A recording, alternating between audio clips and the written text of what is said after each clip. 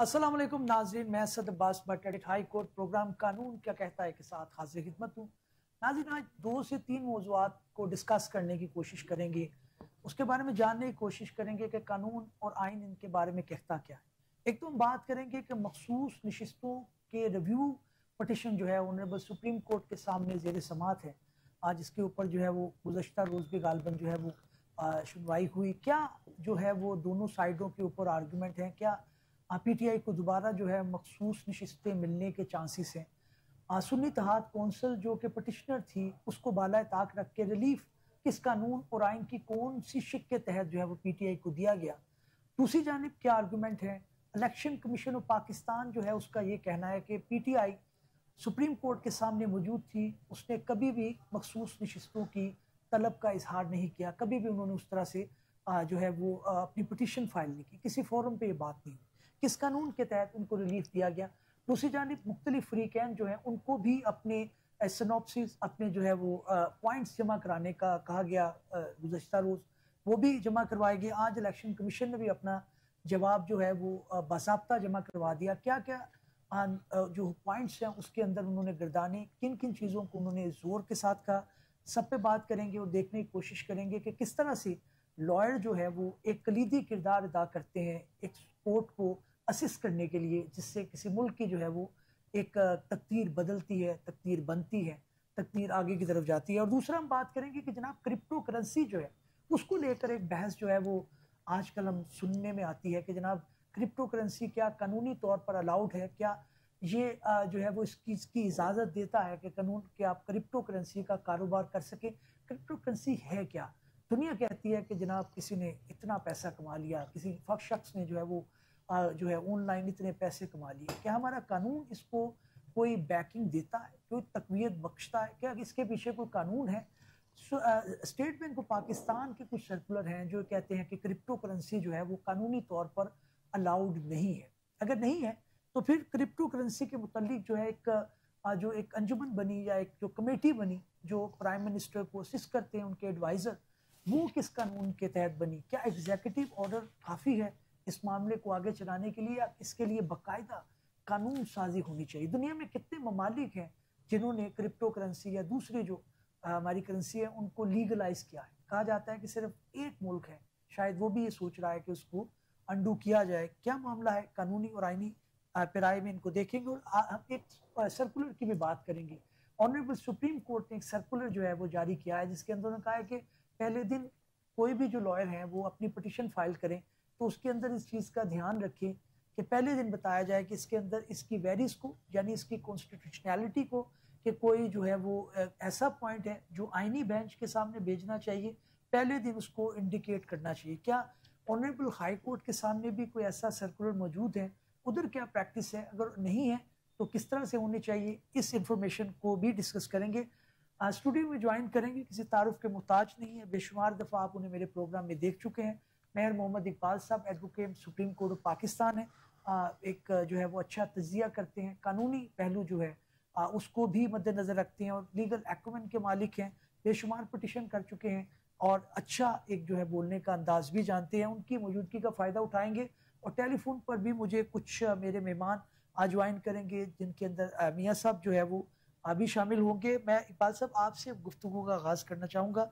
आपने देखा कि मखसूस नशिस्तों को लेकर मामला फिर जो है वो ज़ेर बहस है, एक दफ़ा फिर बहस छिड़ गई है, फुल बेंच बैठा हुआ है। पहले 8-5 से फैसला आया था, क्या अभी भी 13 ऑनरेबल जजेस का बेंच है या ज़्यादा है? थैंक यू भट्ट साहब। भट्ट साहब, सबसे पहले तो मैं थोड़ा सा अर्ज़ कर दूं कि ये एक्चुअली इसका बैकग्राउंड क्या था जी। इस केस का बैकग्राउंड ये था कि जब पीटीआई से उसका सिंबल ले लिया गया तो उन्होंने जब अपने नॉमिनेशन पेपर जमा कराने शुरू किए तो उन्होंने अपने साथ पीटीआई लिखा, क्योंकि जो कोई भी नॉमिनेशन पेपर सबमिट करता है इलेक्शन कॉन्टेस्ट करने के लिए तो उसको अपने साथ एक डिक्लेरेशन देना पड़ता है और साथ एक एफिडेविट देना पड़ता है जिसमें वो बताता है कि वो इंडिपेंडेंट है या किसी जमात की तरफ से इलेक्शन लड़ रहा है। अच्छा, लेकिन जब ये पीटीआई के कैंडिडेट्स ने ये अपना डिक्लेरेशन दिया तो उनको रिफ्यूज़ कर दिया गया। उन्होंने कहा जी कि आपके पास क्योंकि सिंबल नहीं है इसलिए आप पीटीआई के फोरम से नहीं लड़ सकते इलेक्शन। जिस पे उन्होंने सहारा लिया उन्होंने इंडिपेंडेंट कैंडिडेट्स के तौर पे इलेक्शन कॉन्टेस्ट करना शुरू किया। लेकिन आपको याद होगा सलमान अकरम राजा साहब ने एक पिटीशन फाइल की थी इसी ग्राउंड पे जो लाहौर हाई कोर्ट में, जिसमें उन्होंने कहा था कि इलेक्शन कमीशन ऑफ पाकिस्तान को डायरेक्ट किया जाए जी जी कि मुझे पीटीआई का कैंडिडेट डिक्लेयर किया जाए। ठीक। तो हाई कोर्ट में सेठी साहब ने साजिद महमूद सेठी साहब ने उसको इलेक्शन कमीशन ऑफ पाकिस्तान के पास ही दोबारा भेज दिया था कि इसका आप दोबारा फैसला करें। ठीक। और उन्होंने उनकी पिटीशन जो थी एप्लीकेशन वो रिजेक्ट कर दी थी। अच्छा, लेकिन मीनवेल चूंकि इलेक्शन सर पे आ चुका था और उसको चैलेंज करने का टाइम नहीं था, शायद कर भी लेते, लेकिन उस वक्त जो सिचुएशन थी कोई रिलीफ मिलना जो है वो बज़ाहिर उनको दिखाई नहीं दिया, इसलिए उन्होंने उसको चैलेंज नहीं किया। ठीक। अब इलेक्शन कंप्लीट हो गए, उसमें जो कुछ हुआ वो एक फॉर्म 47 वाली कहानी वो अलग है।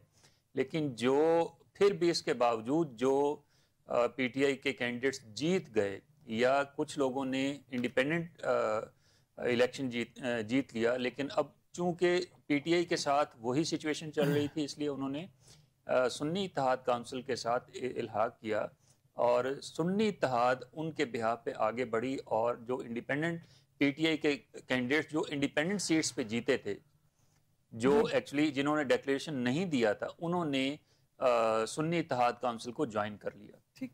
अब कानून उस पे ये है कि सिर्फ उस पार्टी को ज्वाइन किया जा सकता है जो जिसने इलेक्शन में पार्टिसिपेट किया हो। तो चूंकि सुन्नी इत्तेहाद काउंसिल ने के फोरम से किसी ने भी इलेक्शन कॉन्टेस्ट नहीं किया था, इसलिए इलेक्शन कमीशन ऑफ पाकिस्तान ने उनको ज्वाइन करने की इजाज़त नहीं दी और उसको पार्लिमानी पार्टी डिक्लेयर करने से इनकार कर दिया, मानने से इनकार कर दिया। जिस पे उन्होंने अभी ये मामला चल ही रहा था कि नून लीग और बकिया पीपल्स पार्टी वगैरह वाले उठे और उन्होंने कहा कि चूंकि ये जितनी भी सीटें ये जीते हैं पीटीआई वाले, ये चूंकि इनको ये तो पार्लिमानी पार्टी को ज्वाइन कर नहीं सके, लिहाजा इनकी जो मखसूस सीटें हैं जो परसेंटेज इनकी है वो हमें दे दी जाए। ठीक। तो इलेक्शन कमीशन ऑफ पाकिस्तान ने कमाल फयाजी का मुजाहिरा करते हुए उन्होंने ये सीटें उनको इनायत फरमा दी, बल्कि उनकी झोली में डाल दी। जिस पे सुन्नी इत्तेहाद काउंसिल ने इसको चैलेंज किया पेशावर हाई कोर्ट में, उनके 5-6 मेंबर बेंच ने उनको डिसमिस कर दिया इसी ग्राउंड पे कि वो पार्लिमानी पार्टी की डेफिनेशन में नहीं आती। पार्लिमानी पार्टी वो होती है जो वो पॉलिटिकल पार्टी जिसने इलेक्शन कॉन्टेस्ट किया हो।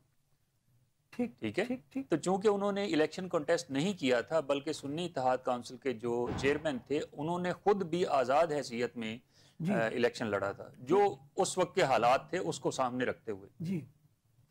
अच्छा, इस पे जो इलेक्शन कमीशन ऑफ पाकिस्तान है उन्होंने पिटीशन फाइल कर दी सुप्रीम कोर्ट में। सॉरी, सुन्नी इत्तेहाद ने दोबारा उस ऑर्डर को, पेशावर हाई कोर्ट के ऑर्डर को चैलेंज किया सुप्रीम कोर्ट में, जिसमें अल्टीमेटली ये इस नतीजे पे सुप्रीम कोर्ट पहुंची कि बेशक सिंबल ले लिया गया था पीटीआई से, लेकिन वो बतौर पार्टी एग्जिस्ट करते थे और वो बतौर पार्टी इलेक्शन कॉन्टेस्ट कर सकते थे।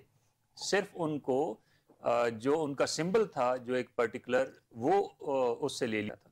ठीक। अच्छा, और इसी बुनियाद पे उन्होंने जिन लोगों ने अपने फॉर्म्स के साथ, अपने नॉमिनेशन फॉर्म्स के साथ, पेपर्स के साथ डिक्लेरेशन दिया हुआ था, 39 लोग होते, और उनको उन्होंने कहा कि ये पीटीआई के कैंडिडेट हैं और पीटीआई पार्लिमानी जमात की डेफिनेशन पे पूरा उतरती है, लिहाजा इस हद तक तो जो है ये इनका मामला रिजॉल्व हो गया। लेकिन जो दूसरा सुन्नी इत्तेहाद कह रही थी कि ये सीटें मुझे दे दी जाएं, उन्होंने कहा जी आप तो नहीं ले सकते क्योंकि आप पार्लिमानी पार्टी की डेफिनेशन पे पूरा नहीं उतरते। लिहाजा उन्होंने जो बाकी जो 41 लोग थे जिन्होंने आज़ाद हैसियत में इलेक्शन कॉन्टेस्ट किया था, तो उन्हें सुप्रीम कोर्ट ने दोबारा चांस दिया कि आप with in 15 days of this order आप डिक्लेयर करें कि आपने किस पार्टी में शामिल होना है, किसको ज्वाइन करना है, और उसकी बुनियाद पे इलेक्शन कमीशन ने फैसला करना था कि ये पीटीआई को ज्वाइन करते हैं या किसी और को, और उस बुनियाद पे उन्होंने मखसूस सीटों का फैसला करना था। ठीक ठीक हो अच्छा, गया। ये उन्होंने 15 दिन के अंदर, बल्कि उससे पहले ही सब ने पीटीआई को ज्वाइन कर लिया, और उसके बाद उन्होंने कहा जी कि अब हमारी मखसूस सीटें दें।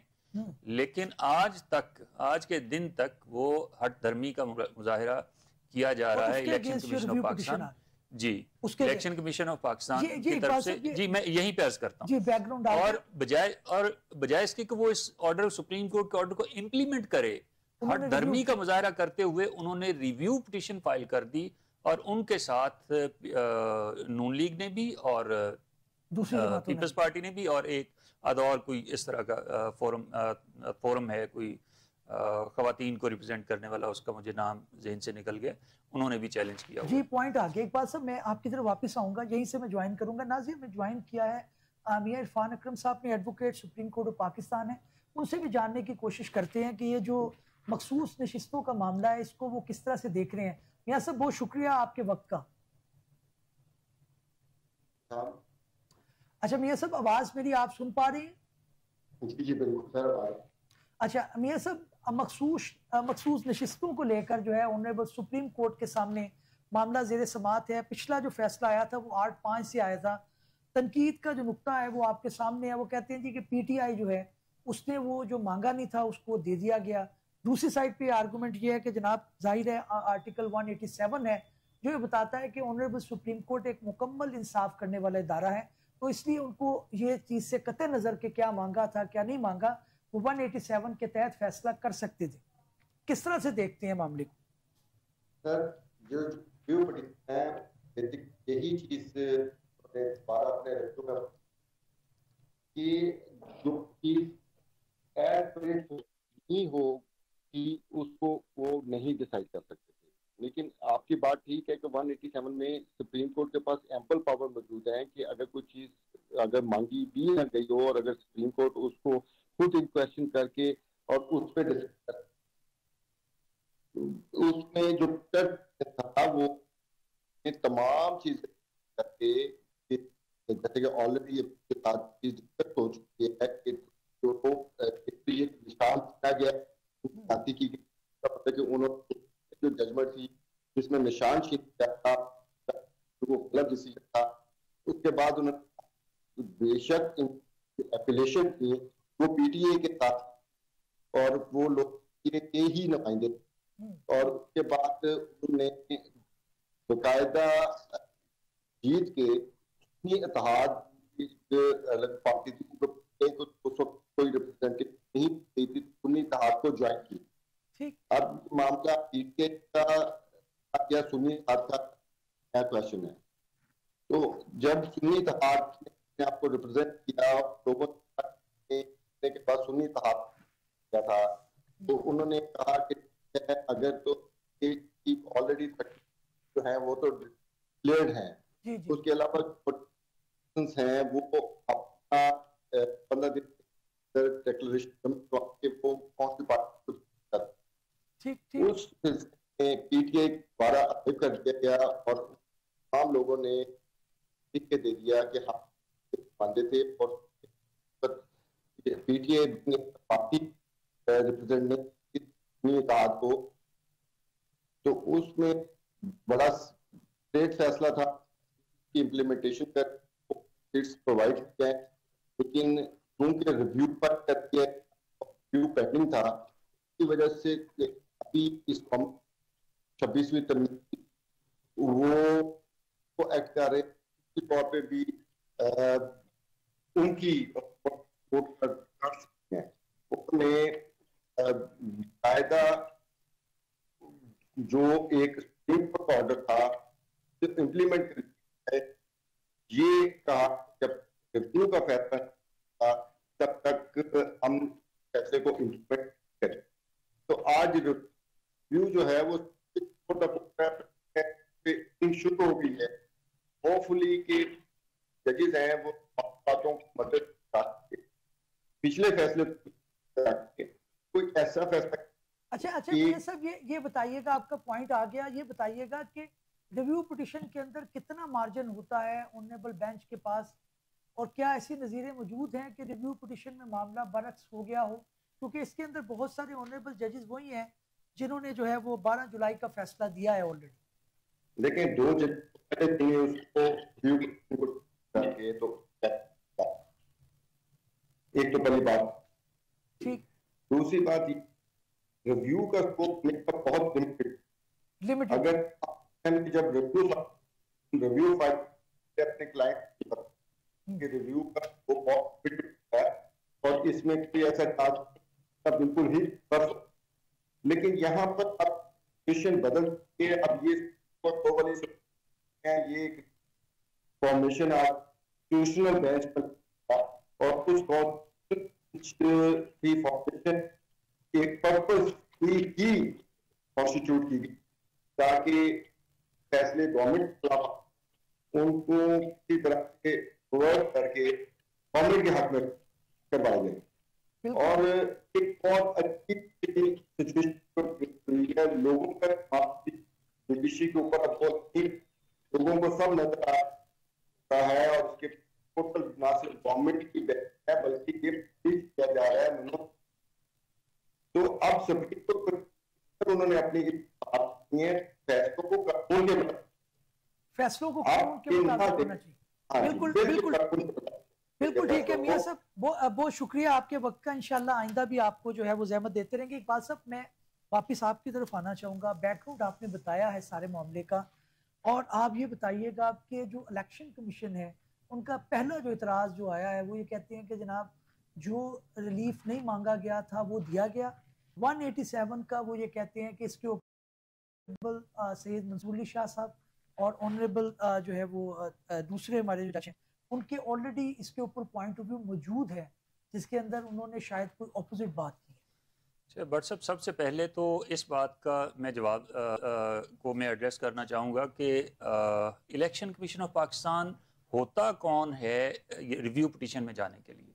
ठीक, सबसे पहले कानून इस पे ये कहता है कि अगर दो फ्री कैन के दरमियान अगर कोई झगड़ा है और कोई अथॉरिटी जो उस झगड़े को निपटाने के या उस पर फैसला करने की मजाज है और वो कोई भी फैसला करे, तो उन दोनों फ्रीकैन का राइट है कि वो उसको चैलेंज करें या ना करें। ठीक, लेकिन वो अथॉरिटी जो इसका फैसला कर रही है वो फ्रीक बन के उसको चैलेंज नहीं कर सकती कोर्ट। लेकिन ये एक नहीं, नून लीग भी तो उसमें शामिल है। बात मैं ये नहीं कर रहा, आप वो ठीक है वो जा सकते हैं, लेकिन क्या ये जा सकते हैं? ठीक, नीचे भी जब आपको याद होगा पहले भी जब सिंबल छीनने वाला फैसला हुआ था तो वो भी आपको पता है किसकी पिटीशन पे हुआ था? जी, वो भी इलेक्शन कमीशन ऑफ पाकिस्तान के, जो कि फ्रीक बन ही नहीं सकता था, उसकी पिटीशन पे वो फैसला किया गया था। नहीं तो रेगुलेटर को क्या नहीं राइट है सर, नहीं राइट। कभी किसी कोर्ट को आपने देखा है कि वो जा रहा हो? नहीं, कोर्ट होना एक अलग बात है। इलेक्शन कमीशन जो है, election commission sir, election commission इदारा है तो हाई कोर्ट एक इदारा नहीं है। नहीं, हाई कोर्ट सुप्रीम कोर्ट एक इदारा नहीं है। कर रहे हैं ना, जुडिकेट कर रहे हैं मामले को, ये तो रेगुलेट कर रहे हैं। सर रेगुलेट भी कर रही है, लेकिन जब वो रेगुलेट करते हुए जब वो कहें कोई काम करेंगे तो फिर और उनकी सिचुएशन, जब वो किसी चीज का फैसला करेंगे दो फ्रीकैन के दरमियान, तो फिर उनका लोको स्टैंडाई नहीं रह जाता। इस पे मैं नहीं कहता, इस पे सुप्रीम कोर्ट की 3 जजमेंट्स मेरे सामने मौजूद हैं। ठीक है। तो सबसे पहले तो मैं इस पे लेकिन जब इससे उसके बायस होने का जो है वो जाहिर होता है कि वो किस कदर बायस है कि खुद पिटीशंस उठा के चल पड़ता है वो इदारा कि जी ये फैसला मुझे पसंद नहीं है। नहीं इकबाल साहब, लेकिन बात यह है कि रेगुलेट जब कर रहे हैं, अगर वो नहीं भी करते दूसरी पॉलिटिकल पार्टी तो कर रही है। सर बाकी करें, लेकिन बात ठीक है आपकी, वो करें, मैं उन पे बात नहीं कर रहा। मैं तो इस बात पे अर्ज कर रहा हूं कि इलेक्शन कमीशन का लोको स्टैंडाई क्या है to agitate the matter before the supreme court, to file the review petition, to file the petition to challenge the order of the Peshawar High Court in symbol snatching case. नहीं क्या उसमें था? लेकिन अगर नहीं था। अगर पार्टी बनाया जाता है उनको पेशावर और हाई कोर्ट के सामने, नहीं, तो फिर वो क्या करेंगे? बट साहब हम रिट पिटिशंस में या जब चैलेंज करते हैं ना, तो हम कोर्ट्स को, एडिशनल डिस्ट्रिक्ट जजेस को, सिविल जजेस को पार्टी बनाते हैं। सो आर वी सेइंग कि जो जजेस हैं लेकिन वो उठ के आके वो उसको अगर सेट असाइड हो जाता है या रिवर्स हो जाता है फैसला, तो वो उठ के आके वो उसको चैलेंज करने नहीं सुप्रीम कोर्ट में चल पड़ते। अगर देखें लॉ की मंशा ये कह रही है कि आपने इलेक्शन करवाने थे पॉलिटिकल पार्टी के, नहीं करवाए, तो वो कोर्ट में जा सकते हैं उसके अंदर, फैसले के अंदर? नहीं, वो नहीं जा सकते। देखें उन्होंने फैसला करना है बतौर, देखें एक है कंप्लेनेंट कि इसने नहीं कराए, एक है पीटीआई, इन दोनों के दरमियान उन्होंने फैसला किया कि ये पिटीशन ठीक है या गलत है। उन्होंने कहा जी कि इन्होंने इलेक्शन नहीं कराए, ठीक है, लेकिन वो उन दोनों पार्टीज में से कोई जाए ना। ये कौन होते हैं ये पिटीशंस फाइल करने वाले? चले अगर अच्छा, एक तो ये हो गया। अमली तौर पे देखा जाए तो अगर वो नहीं भी होते तो क्या ये चैलेंज तो होना चाहिए? अच्छा, मैं अर्ज करता हूँ। अच्छा, इस पे जो दूसरी बात ये है ना कि ये रिव्यू सुनता कौन है? आज से पहले आपको पता होगा कि रिव्यू पिटीशन सिर्फ वो जजेस सुन सकते थे जिन जजेस ने फैसला किया होता था, जिन जजेस ने वो जजमेंट पास की होती थी। लेकिन ये पाकिस्तान की हिस्ट्री में, सबसे पहले तो ये अर्ज कर दूं कि ये पाकिस्तान की हिस्ट्री में पहला केस है जिसमें 13 जजेस का फैसला रिव्यू के लिए जा रहा है।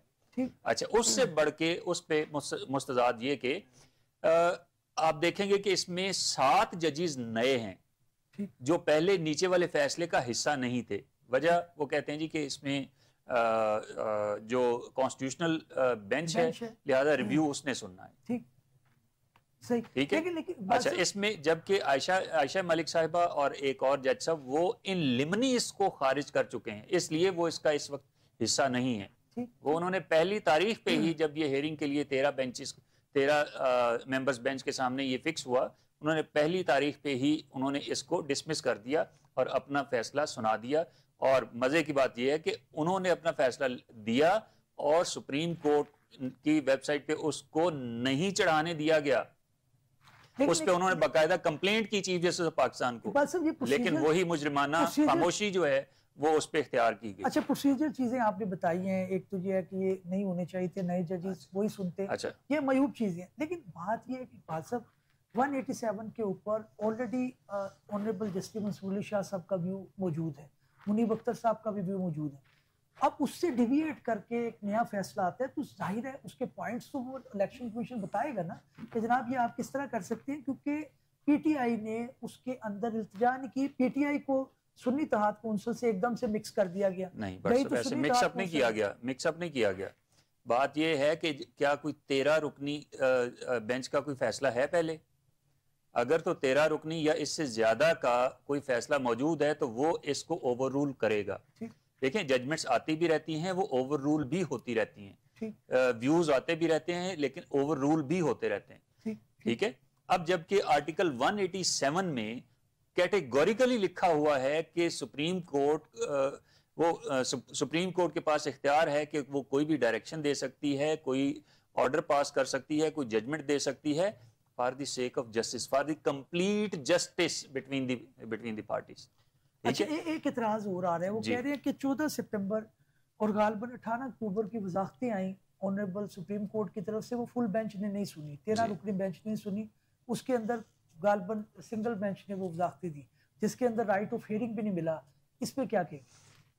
ये सॉरी किसकी बात कर रहे हैं? ये जब इम्प्लीमेंटेशन का मामला आया, जब उन्होंने कहा कि जी ऑनरेबल जस्टिस मंसूर अली शाह साहब ने 2 वजाहतें दी कि जनाब इसके अंदर ये मामला होगा, जब कहा गया कि जी जनाब इसके अंदर आप क्लैरिटी लाएं, तो उसके अंदर मामला बाकी ऑनरेबल जजेस को भी जाना चाहिए। मैं अर्ज कर देता हूं, क्योंकि उसकी वजह ये थी कि वो जो शॉर्ट ऑर्डर था उसके अंदर लिखा हुआ था कि ये आप अगर किसी को कोई वजाहत दरकार हो तो वो इन चैम्बर वो एप्लीकेशन लेके आएगा और उसका फैसला किया जाएगा, ना कि, और वो ये उसमें कैटेगोरिकल लिखा था कि ये कोर्ट के सामने हेयरिंग के लिए फिक्स नहीं होगा। अच्छा, वो कौन, वो एक ऑनरेबल जज कर देंगे सिर्फ फैसला उसका? जी बिल्कुल, एक, अच्छा नहीं, एक नहीं, क्योंकि इन चैम्बर से मुराद तो यही था ना कि वो बाकी ऑनरेबल जजेस भी उसमें होंगे। अच्छा, अब ये मुझे देखना पड़ेगा कि ये, लेकिन जो वो दोनों वजाहतें थी वो मैंने उस वक्त देखा था, वो बिल्कुल in accordance with the order of the supreme court थी, 13 रुकनी। बेंच का जो फैसला था, मेजोरिटी फैसला था, उसके मुताबिक थी। अच्छा, एक बात से बड़ी चीज मायूब नजर आई कि आपको किसी भी पॉलिटिकल पार्टी को अपनी मखसूस नशिस्तों की जो लिस्ट है वो गालबन 15 दिन के अंदर देनी होती है। इसके अंदर ऑनरेबल सुप्रीम कोर्ट ने बिल्कुल जो है वो इस तरह के बात की जो कानून से आपको लगता है कि बरअक्स है। जाहिर है ऑनरेबल सुप्रीम कोर्ट है, कोई भी फैसला कर सकते हैं, लेकिन जाहिर है इसके ऊपर एक इख्तिजाज, एक इतराज तो आता है। बट सब इसमें यह है कि कोर्ट जो है वो कानून से हटके भी बाज़ दफ़ा जो जब वो हालातों वाक़यात देखती है कि इसमें इस तरह से किसी के साथ ज्यादती हुई है या इंसाफ नहीं हुआ, तो वो फिर उस इंसाफ के लिए वो कोई नया पैरामीटर भी कोई दरमियानी रास्ता निकाल सकती है। ऐसी कहीं ममानियत नहीं है। ममानियत नहीं है। नाज़िर में दिल नवाज चीमा साहब ने ज्वाइन किया, एडवोकेट हाई कोर्ट है, बेशुमार दफ़ा आपने मेरे प्रोग्राम में देख चुके हैं, कॉर्पोरेट सेक्टर और कॉन्स्टिट्यूशनल मैटर के अंदर महारत रखते हैं। उनसे भी पूछते हैं कि वो इस मामले को किस तरह देखते हैं। बहुत शुक्रिया चीमा साहब, आपने ज्वाइन किया है, आपने बात सुनी है इकबाल साहब का आर्गूमेंट। दूसरी साइड के ऊपर जो है वो इलेक्शन कमीशन ने भी अपना जवाब आप जमा करवा दिया है और उसके अंदर बेशुमार उन्होंने एतराज़ात उठाए हैं कि 187 जो है वो इतने बड़े फैसले के अंदर क्यों कर इस्तेमाल हुआ। दूसरी साइड पे आर्गूमेंट ये है कि इसी में तो इस्तेमाल होना चाहिए था। क्या कहेंगे? थोड़ा सा ये है क्योंकि केस ऐसा है जिसमें हमेशा कहावत बड़ी मशहूर है कि good cases make bad law. जब अच्छा मुकदमा सामने आता है तो उसका जो फिर कानून जो उसके बाद तय होता है वो अक्सर जो है अच्छा नहीं होता। उसकी वजह यह है कि कानून चाहता है प्रेडिक्टेबिलिटी और क्लैरिटी। अच्छे मुकदमात जो होते हैं उनमें फिर वो मुश्किल होता है कभी कभी करना। ये ऐसा मुकदमा है, इसमें कुछ पेचीदगियां हैं जो समझने की जरूरत है। देखें, रिजर्व सीट्स की जो एंटाइटलमेंट है, जो एसेंस है सारे इशू का, वो ये है कि इसमें दो कैटेगरीज हैं, 39 वाली और 40 या 41 वाले जो लोग हैं, ये दो ग्रुप्स हैं। एक ने हर वक्त दौरान प्रोसेस जितने भी आए इलेक्शन के, उसमें जाहिर यही किया कि हम पाकिस्तान तहरीक इंसाफ के नुमाइंदे हैं, हम उसकी टिकट पे हैं या हम उसकी तरफ से खड़ा होना चाहते हैं। एक दूसरा ग्रुप है जिसने ये नहीं किया, इंडिपेंडेंट अपने आप को कहलाया और बाद में सुन्नी इत्तेहाद काउंसिल में शमूलियत इख्तियार कर ली।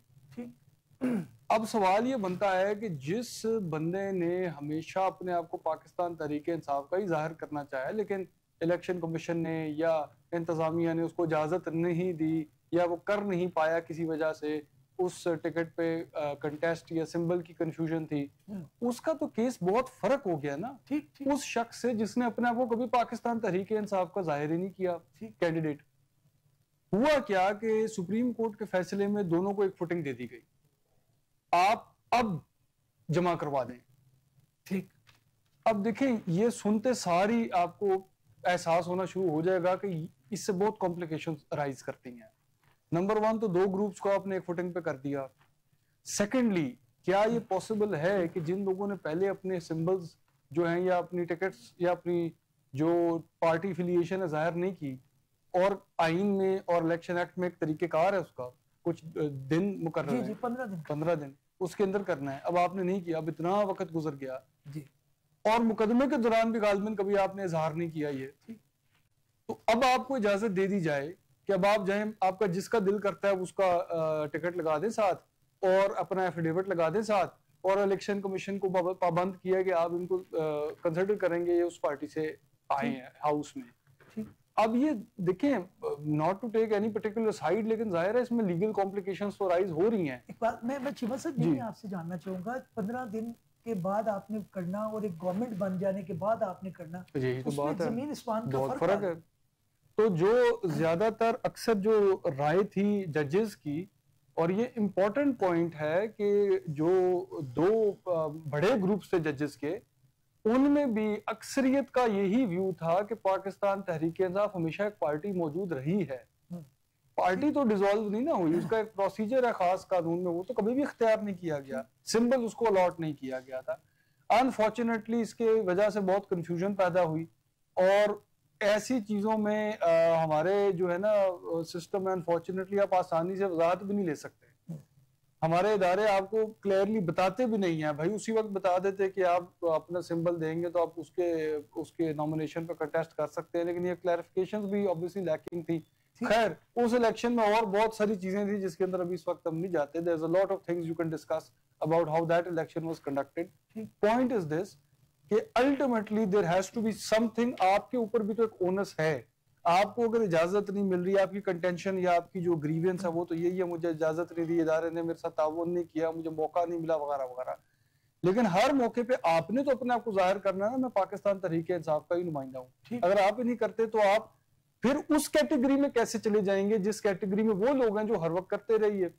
तो असल में जो इसकी जजमेंट की थीम है ना, वो जब तक आप इन दो ग्रुप्स को अपने जहन में रखेंगे, जजमेंट्स जो माइनॉरिटी जजमेंट्स है उन्होंने इसके अंदर बहुत ज्यादा क्लासिफिकेशन क्रिएट की है कि ये बहुत फर्क फुटिंग पे है। बिल्कुल ठीक। So these are the basic issues that the supreme court will have to contend with. Reviews की भी ये बेसिक एसेंस उसका ये है कि 187 में आखिर एक हद है ना, कंप्लीट जस्टिस तो आपने करना है। अब एक प्रॉब्लम था, पार्टी भी वो नहीं थी सामने। अभी पाकिस्तान तहरीक इंसाफ को अगर आपने मौका देना है कि अपने एफिडेविट नॉमिनेशंस भी दे दें आज की तारीख में, और लोगों को ये मौका दे दिया कि एफिडेविट भी उनके फेवर के जमा करा दें, तो सारा रिलीफ तो पाकिस्तान तहरीक इंसाफ को मिल रहा है जो कभी अदालत के सामने आया ही नहीं। बिल्कुल ठीक। सुन्नी इत्तेहाद काउंसिल का मौकफ ही बिल्कुल फर्क है। बिल्कुल ठीक। एक बात सर, एक ऑब्जेक्शन ये भी आ रहा है कि सुन्नी इत्तेहाद काउंसिल ने एज ए पॉलिटिकल पार्टी जो है वो इलेक्शन कॉन्टेस्ट नहीं किया था, तो उनको जो है वो पिटिशन भी उनकी थी, उसके अंदर पीटीआई का कभी मौकफ नहीं रहा, किसी फोरम पे उन्होंने रिजर्व सीट का नहीं कहा। क्या किस तरह से देखते हैं? व्हाट्सएप यही वजह थी क्योंकि वो पॉलिटिकल पार्टी के तौर पे कभी उन्होंने इलेक्शन नहीं लड़ा, इसी वजह से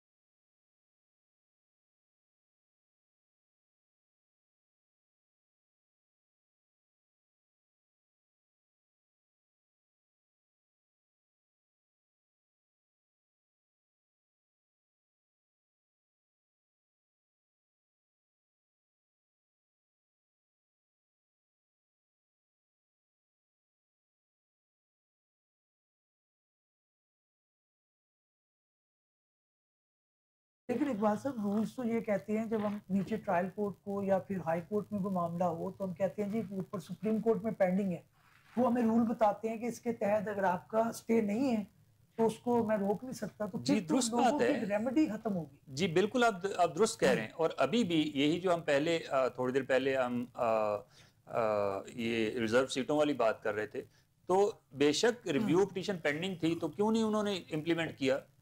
ठीक ठीक ठीक ठीक है। तो सबसे पहले तो उनसे ये सवाल पूछना चाहिए था ना रिव्यू पिटीशन में आने वालों से कि आप ये बताएं ना इलेक्शन कमीशन साहब कि आपने इसको इम्प्लीमेंट क्यों नहीं किया?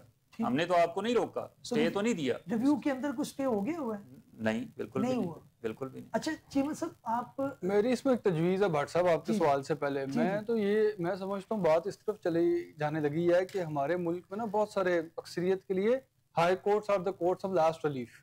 सुप्रीम कोर्ट में वो जो है ना, अगर आप समझते हैं कि आसानी से मुकदमा रूटीन में लगेगा और चलेगा, नहीं तो मैं समझता हूँ शायद हमें उस तरफ जाना पड़ेगा कि ये जुडिशल फंक्शन बना दें जो, क्योंकि देखें सुप्रीम कोर्ट भी करना तो ये चाह रही है ना, ये जो आपके परफॉर्मर्स हैं, जो आपके सर्कुलर्स हैं, स्क्रीनिंग है, उसका मतलब ये है कि पता चल जाए किस नौयत का मुकदमा बनता है या नहीं बनता, जुरिस्डिक्शन भी है, जिस तरह के जो प्रिलिमिनरी इश्यूज हैं खत्म हो जाए। ठीक, मैं समझता हूँ सर या तो इसी सुप्रीम कोर्ट का एक खास बेंच बना दें या फिर रिटायर्ड जजेस को वापस तैनात करके उनका एक बेंच बना दें जो ये फंक्शन परफॉर्म कर लिया करे। एक जुडिशियल ऑर्डर आपको पहले दिन मिल जाया करे, ठीक भाई आपकी बनती है या नहीं बनती, आपकी जो है जुरिस्डिक्शन का प्रॉब्लम है, आप गलत जगह पे आ गए हैं। जिस तरह ये जो छोटे मोटे क्वेश्चंस होते हैं ना लीगल टेक्निकल, जी जी, ये अब शायद रजिस्ट्रार्स के लिए वो, क्योंकि वो भी एक ऑर्डर करते हैं तो एग्जीक्यूटिव होता है, एग्जीक्यूटिव ऑर्डर को आपको जुडिशियल ऑर्डर के बनाना चैलेंज करना पड़ता है। तो एक तरीका इसका ये हो सकता है, और साहिल को भी ये तसल्ली हो कि भाई मेरा एक दिन सुना तो जाएगा, मुकदमा सुना जाएगा, बनता है नहीं बनता उस दिन पता लग जाए,